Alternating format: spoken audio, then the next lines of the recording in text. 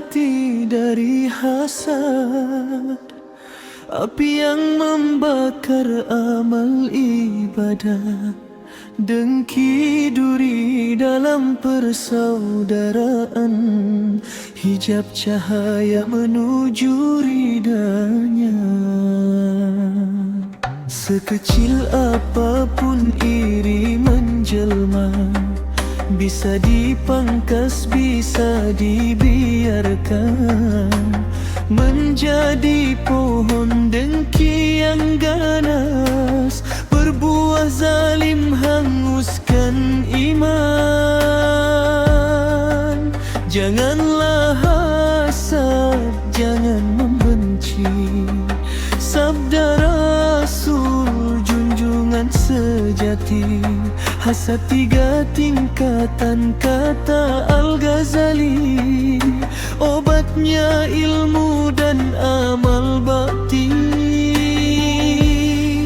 Junaid berkata dengan hikmahnya, hasad tanda sempit tauhidnya, membenci pembagian Allah yang maha, kecil keyakinan pada keadilannya. Ini karunia Allah semata, ucap dalam hati ketika melihat saudara. Tak perlu dengki, tak perlu gundah, Allah pemberi nikmat tak pernah salah. Abdul Qadir mengingatkan kita, hasad senjata iblis yang lama, perang nafsu dan ruh di dalam jiwa. Istighfar kunci surah Al-Falaq dijaga. Doakan saudara dengan kebaikan, lebih dari nikmat yang ia dapatkan.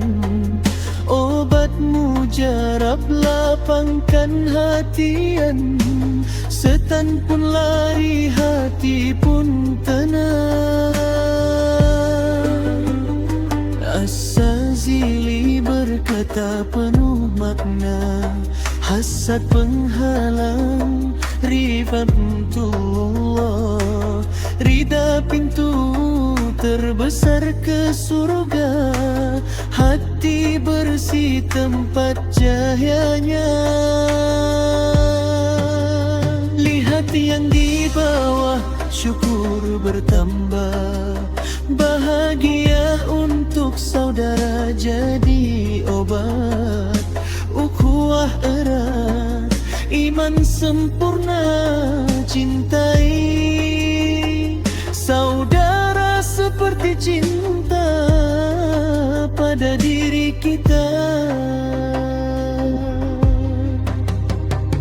Bersihkan hati dari hasad, api yang membakar amal ibadah, dengki duri dalam persaudaraan, hijab cahaya menuju ridanya.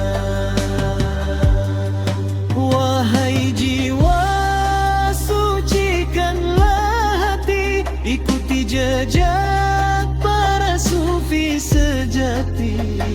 Ghazali, Junaid, Abdul Qadir, Sadzili, mereka warisi cahaya ilahi. Semoga kita termasuk golongan hati bersih penerima rahmatan.